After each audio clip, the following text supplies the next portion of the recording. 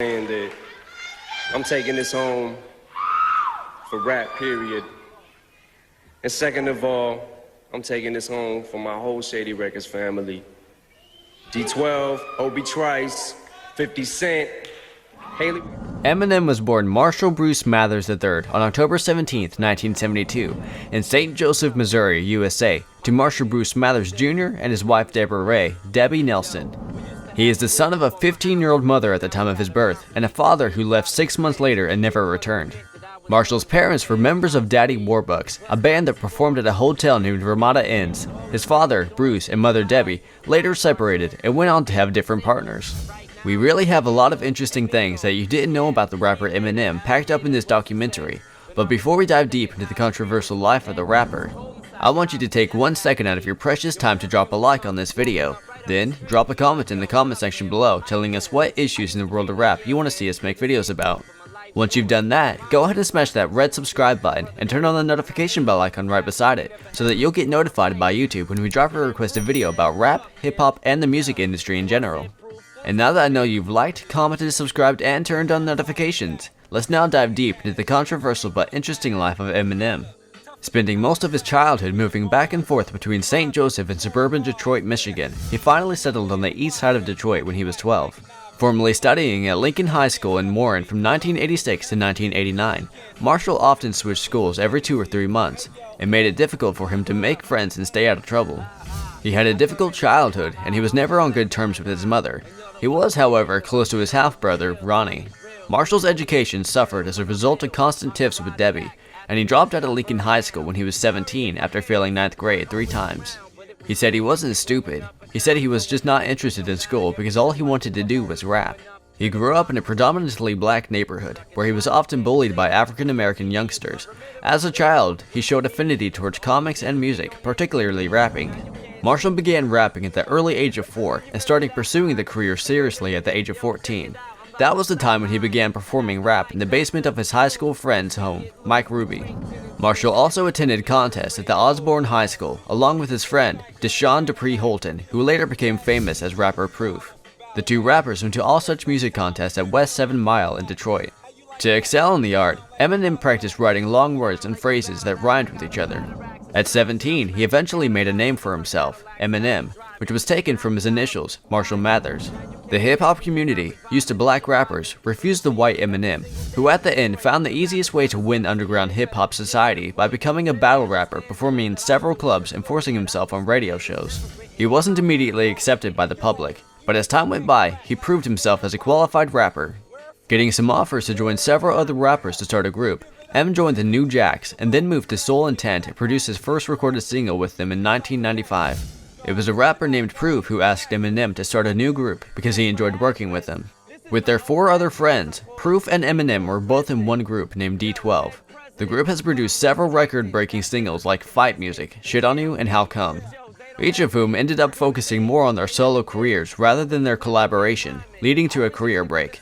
It was the birth of M's first child, Haley Jade Scott, on December 25, 1995, with longtime girlfriend Kim Scott that encouraged him to work harder for the money his family needed. It was difficult for him, who had nothing except the sucks life experiences he used as the topic of his rap lyrics. 1 year later, in 1996, Eminem recorded his first album, Infinite. The album was recorded under the banner of FBT Productions and included songs that spoke about the struggles he faced after the birth of his daughter, at a time when he was financially unstable, only to receive a few reviews. His financial condition had worsened, and by 1997, he was forced to live in his mother's house with his family. During this time, to let go of the frustration building inside him, he created an antisocial alter ego named Slim Shady. He even recorded his first extended play by the same name in the same year. Slim Shady was his alter ego that wasn't afraid to say whatever he felt. Working on the song with all his heart and strength, M poured his heart out and reflected his feelings toward his mother, who was accused of physically and mentally abusing his younger brother. In 1997, Kimberly Ann Scott left him and forbade him to see their child. The frustration sent Eminem to a frequent rate of drug abuse and alcohol that surely affected his composition. Once committing suicide, he finally realized the best and only way to escape from his unhappy life was his musical ambition. Such depression led him to release the brutal The Slim Shady EP, which he actually filled with some of the composition he had written a long time before. Due to his distinctly exaggerated nasal voiced rapping style and his skin color, many people named him music's next great white hope. In 1997, he contested in the Rap Olympics and secured the second place. Dr. Dre, the owner of Aftermath Entertainment, heard his Slim Shady EP Extended Play. He was highly impressed with Eminem and showed keen interest in working with the talented rapper.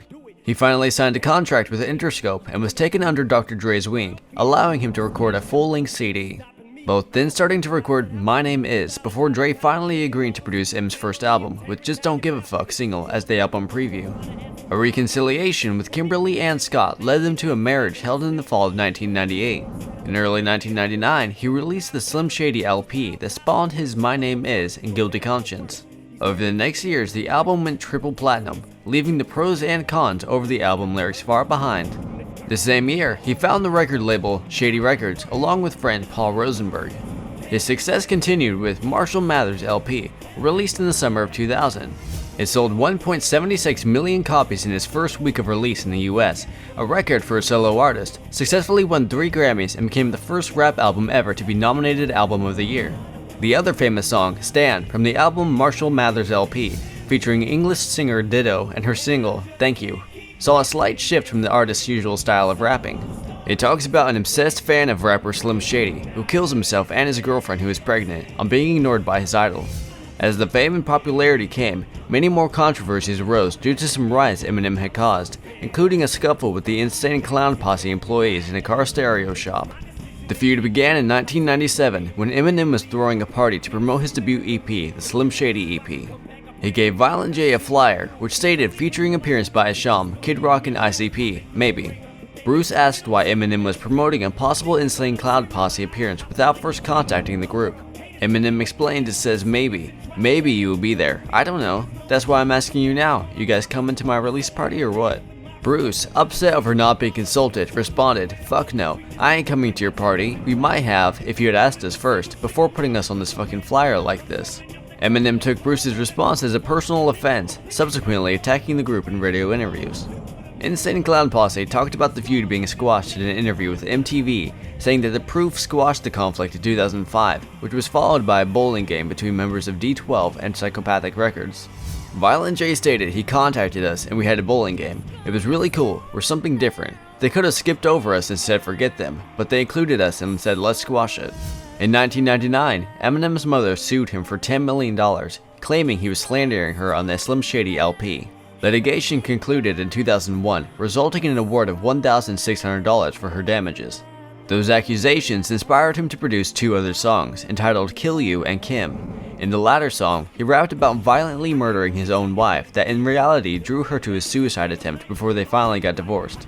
Kim was at first granted physical custody of their daughter, financial support, a personal driver, and a reinstatement of her credit cards. But Eminem later got the joint custody of daughter Haley Jade. In that same year, the feud between Cannabis and Eminem started when Cannabis and Wyclef Jean confronted Eminem and asked him if he ghost wrote the track The Ripper Strikes Back by LL Cool J. Eminem denied that he wrote the track. After he was confronted, he said Cannabis was rude to him. 2 years later, Cannabis went to see Eminem on the Warped Tour and apologized to him for his reactions and asked if he still wanted the track. Eminem agreed, but when he heard the track Fuck You from Cannabis album 2000 BC, he thought the track was directed at him and LL Cool J. Shortly afterwards, Eminem released his second album, the Marshall Mathers LP 2000, and Cannabis decided to continue the story of Eminem's single Stan. He titled the track You Didn't Care, and it continued to take shots at Eminem. Eminem decided to take more shots at Cannabis on his album, The Eminem Show 2002, on tracks such as Say What You Say, When the Music Stops, and Square Dance. Even though Cannabis did not immediately respond to the tracks, Eminem continued to take shots at him, including a track Eminem was featured on with Exhibit titled My Name from Exhibit's album Man vs. Machine. On November 19, 2002, Cannabis responded with a track titled Dr. C PhD. Over a year later, Eminem released the track Can I Bitch. He attacked Cannabis in a humorous manner. Since then, the hostilities have cooled down, but Cannabis tried to provoke a reignition of it when he leaked a track titled Airstrike Pop Killer that features vocal parts of D12 where Cannabis takes shots at Eminem and his deceased friend Proof. D12 member Swift responded to the record publicly and had the following to say about DZK, another rapper featured on the track. He asked us to do a track with him when he was already teamed up with Cannabis without us knowing. They dissed him, took our verses and added them to the song, so they can bring more traffic and make it seem like we were turning on M. As a desperate attempt to be heard after ducking and dodging him for 7 years, it was a straight home move. In 2001, he met his Detroit old friends and reformed D12, who altogether in that summer released an album and hit the road. This was followed by an acting debut in 8 Mile, a film loosely based on his life directed by Curtis Hanson. He won the 2003 Academy Award for the soundtrack titled Lose Yourself. Then came the Eminem Show album, which despite its popular second single, Cleaning My Closet, that revolved around his dysfunctional childhood and his hatred towards his mother, provoked many critics. Regardless, it was a huge success commercially. In that same year, Benzino, a rapper who was a silent co-owner of Source magazine, released a diss single titled Pull Your Skirt Up, which took aim at Eminem. The track attacked Eminem's street cred and accused him of being a tool of the music industry. Eminem, who had been discovered by The Source after writer Rigo Morales featured him in the magazine's famed monthly Unsigned Hype column. In the same year, The Source released an article written by Kimberly Osorio, which identified and researched the history of an old demo tape that the magazine discovered where he insulted black women and used the N-word.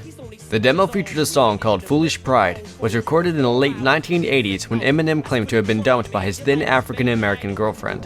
Eminem responded with 2 tracks titled Nail in the Coffin and The Sauce. Benzino would later release more tracks. As a result of the conflict, Shady Aftermath ads were pulled from the magazine. XXL, which had featured negative coverage of the Shady Aftermath artists, since Eminem includes the lines, "Okay, let me give you motherfuckers some help." Another well-received album, Encore, which reunites him and his old buddies in D12, soon followed in 2004. It was nominated for 3 Grammys and made digital history back then for becoming the first album to sell 10,000 digital copies in 1 week.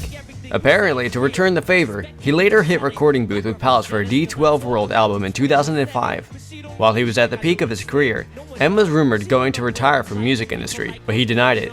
"When I say I'm taking a break from my music to go in the studio and produce my other artists."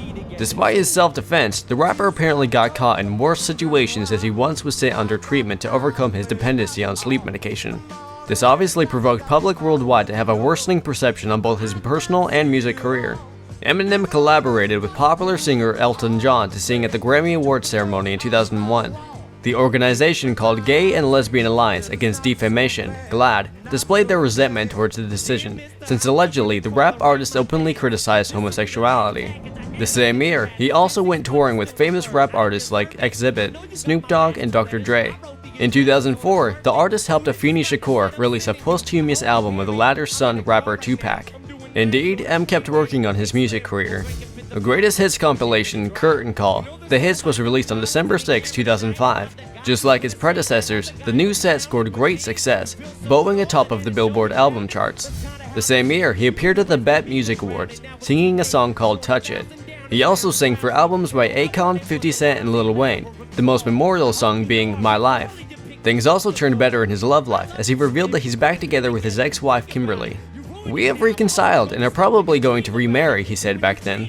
They finally remarried, but it only lasted less than 3 months. Kim cited M's dependency to the sleep medication as the reason behind their latest breakup. But M denied it, saying, "Her allegations regarding my status post-rehab are both untrue and unfortunate. She was aware that I was filing for divorce. We both tried to give our marriage another chance and quickly realized that a wedding doesn't fix the underlying problems." After Encore, he took a break from recording. He said he was in limbo and debating about when and if he would release another album. He said, "I'm always working ass. I'm always in the studio. It feels good right now, the energy of the label. For a while, I didn't want to go back to the studio. I went through some personal things. I'm coming out of those personal things and it feels good." 2 years later, in 2008, the artist published a book named The Way I Am, which spoke about his life and career. The autobiography also provides readers with lyrics for the songs like The Real Slim Shady and Stan. In May 2009, his fans rejoiced as a comeback album, Relapsed, was rolled out that year, featuring hits like Crack a Bottle, We Made You, and Beautiful.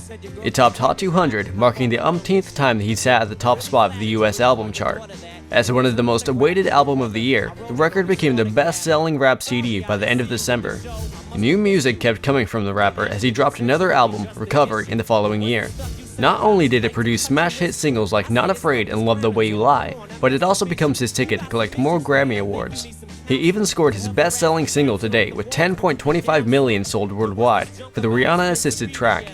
Despite being one of the best-selling rappers in the world, M never forgot his roots. Besides his reunion with D12, he also got back together with another of his Bad Meets Evil homie, Royce 5'9" for Hell, the sequel album. The CD was released a year after his recovery. Fans' demand for new music after 2 years of absence was answered by Eminem in 2013. He announced the Marshall Mathers LP with Berserk as a lead single. Although it was only previewed with one single, the album was already lauded by critics. It was named one of the most anticipated albums of 2013 by multiple music magazines. Another controversy involving him arose in the same year. The Chicago-based group Hot Styles accused Eminem of using the beat of their hit song Lookin' Boy for Eminem's Rap God, leading the group to release a diss track entitled Rap Fraud against him. On November 3rd, Eminem was named the first YouTube Music Awards Artist of the Year, and a week later, he received the Global Icon Award at the 2013 MTV Europe Music Awards. His achievement didn't stop there. At the 57th Grammy Awards, the rapper received Best Rap Album Award for the Marshall Mathers LP, as well as Best Rap Song Collaboration Award for The Monster featuring Rihanna. In 2014, Eminem released Shady XV after unveiling a 7-minute cypher entitled Detroit vs. Everybody, along with other rappers such as Danny Brown, Big Scene, and Trick Trick. The album, featuring various top niche artists, became an instantaneous hit, selling 138,000 copies in the first week of its release. The album debuted at number 3 on the Billboard chart with 138,000 units. Not only releasing an album, but Eminem also made a cameo appearance in The Interview, where he played a homosexual character. While Eminem did not release any album in 2015, the rapper unveiled several songs including Kings Never Die featuring Gwen Stefani and Phenomenal, which was the soundtrack for sports drama Southpaw. The rapper did not release any album in 2016 too, but he was featured in Skylar Grey's track Kill For You, off her album Natural Causes. He also released a song entitled Campaign Speech, as well as an announcement that he was working on a new album. Eminem was known for hating Donald Trump, and he showed his hatred towards Donald even more when he participated in the 2017 BET Hip Hop Awards annual cypher. The Detroit rapper criticized Trump in a freestyle rap called The Storm. In November, Eminem released the first track of his upcoming album, Walk on Water, which featured Beyonce Knowles. The rapper first performed the song at the 2017 MTV Europe Music Awards. Later in December, M put out his album Revival. Even though it received polarized reviews from music critics, the album still did well in music charts and debuted at number 1 on Billboard 200. It became his 8th consecutive album to top the chart. Despite its commercial success, M was bothered by the critics surrounding Revival to the point where he released a remix of Chloroseptic to mock critics of the album. He also crushed the album package in the music video for his Venom 2018 soundtrack. Titled Venom, the song was released in September 2018 and performed quite well in several music charts around the world. Besides serving as a soundtrack to the Marvel movie, Venom was included in M's 10th studio album Kamikaze. The album opened at number 1 on Billboard 200 and music charts in several other countries. The success of the album aside, it sparked controversy due to some songs off the effort. Not Alike successfully ignited his beef with Machine Gun Kelly, who responded with his own diss track titled Rap Devil. The song was released on September 3rd. Both songs, produced by Ronnie J. Kelly, continued the feud at a concert, calling it a battle between the past and the fucking future. The song's title referred to Eminem's Rap God, and Eminem went into the studio days later to record his own response, as did former D12 associate Bizarre. Eminem then hit back by releasing Kill Shot that debuted at number 3 on Billboard's Hot 100. However, that was the last time M had ever responded to Kelly's diss. Another song that stirred controversy was Fall, which found M using a homophobic slur to describe Tyler, the creator. Following the backlash, M apologized in his Kamikaze interview with Sway Calloway. "In my quest to hurt him, I realized I was hurting a lot of other people," he said at the time. M kept quite a low profile after that, collaborating with several artists such as Ed Sheeran and Logic throughout early 2019. He started making headlines again in December. Eminem has written several songs referring to a relationship with R&B singer Mariah Carey, although she denies the claim. She says that they hung out but nothing sexual or intimate occurred. Eminem's Bagpipe from Baghat from his album Relapse may be his most well-known reference to Carey due to the controversy it caused. The song disparages Carey and husband Nick Cannon's relationship. Cannon responded to Eminem by saying his career is based on racist bigotry and that he would get revenge on Eminem, joking that he may return to rapping. Eminem later stated that the couple misinterpreted the track and it was wishing the two the best. Cannon also stated that there were no hard feelings and that he just had to express his feelings about the song. In 2009, Carrie released Obsessed, in which she sings about an obsessed man who claims to be in a relationship with her. Cannon claimed that the song was not an insult directed at Eminem. However, Eminem responded in late July 2009 by releasing a track titled The Warning. It contained samples of voicemail recordings which Eminem claimed were left by Mariah Carey when the two were together. Eminem also hinted that he had other evidence of their relationship in his possession. A little over a year later, in September 2009, Nick Cannon responded with the song I'm a Slick Rick, which in Slick Rick's flow, he takes shots at Eminem. Nick also released The Invitation, on which he claimed M let his chauffeur perform oral sex on him. M immediately denied the claim and urged Nick to apologize. Rather than apologizing, Nick released several other diss tracks, though M never responded to any of them. Instead of responding to Nick, M surprised many people with the release of his 11th album, Music to Be Murdered By, on January 17, 2020. Receiving mixed and positive reviews from critics, the album arrived at number 1 on Billboard 200 and helped him become the first artist to have 10 consecutive albums debut atop the US music charts.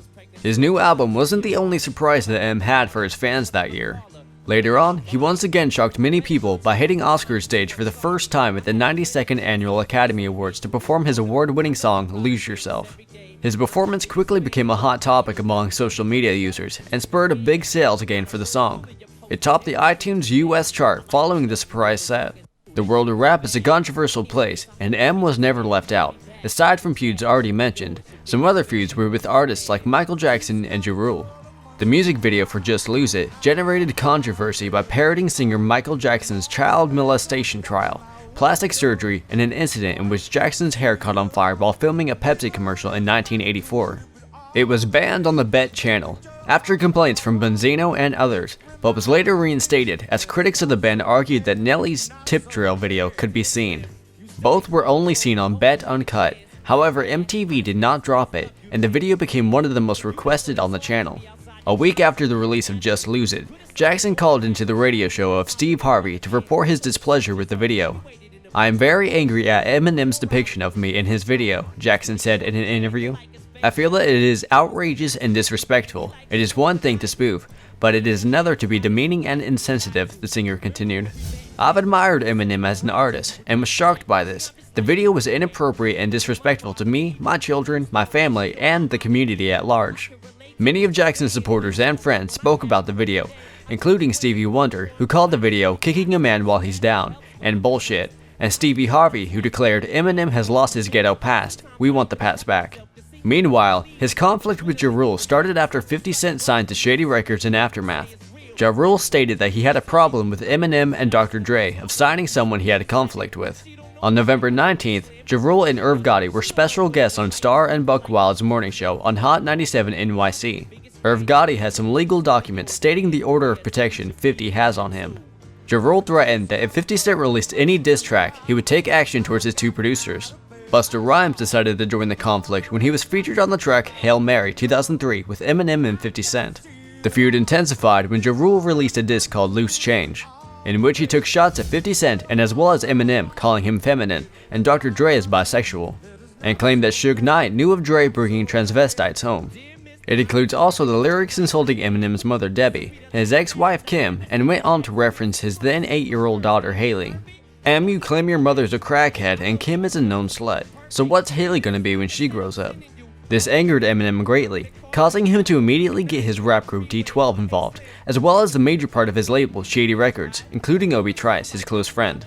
They responded together on the track titled Do Re Mi, aka Haley's Revenge. Since then, the rift has cooled down.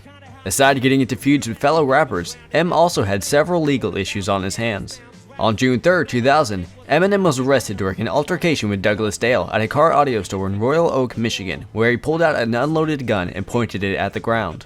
The next day, in Warren, Michigan, he was arrested again for assaulting John Guerra in a parking lot of the Hot Rock Cafe when he saw him kissing his wife. He pleaded guilty to possession of a concealed weapon and assault, received 2 years probation. However, Guerra's assault charge was dropped as part of the plea agreement. On June 28, 2001, Eminem was sentenced to 1 year's probation and community service, and was fined about $2,000 on weapon charges stemming from an argument with an employee of Psychopathic Records. On December 8, 2003, the United States Secret Service reported that it was looking into allegations that Eminem threatened US President George W. Bush in We as Americans, an unreleased bootleg at the time, with lyrics like "fuck money, I don't rap for dead presidents, I'd rather see the president dead, it's never been said, but I said presidents."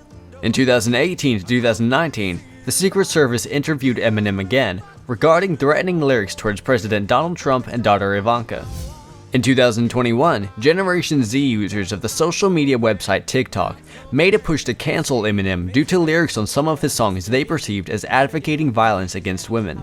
One line that specifically received attention was, "If she ever tries to fucking leave again, I'ma tie her to the bed and set the house on fire. From Love the Way You Lie." The movement received backlash from millennials. In response, Eminem would later post a lyric from the song, "Tone Deaf." "I won't stop even when my hair turns gray. I'm tone deaf, cause they won't stop until they cancel me," to his social media accounts. The rapper has openly accepted his dependencies on drugs like Valium, Vicodin, Methadone, and Ambien. His addiction became so strong that on one occasion he binged on fast food, leading to excessive weight increase. In another instance, he passed out in his washroom as a result of a methadone overdose, and had to be hospitalized. M's lyrics are often considered homophobic, and he has fallen into trouble many times due to his songs, but he claims that they are just songs and he has no objection to people being homosexuals. That's all I have for you today. If you enjoyed watching the video, go ahead and demolish that like button. Then, like I said earlier, tell me in the comment section what rapper or issues in the music industry you would want to see me make videos about. Finally, don't forget to smash the red subscribe button and hit the notification button so that you'll get notified when we drop a video on the topic you requested. With all that said, I'll see you in the next video. Let's go.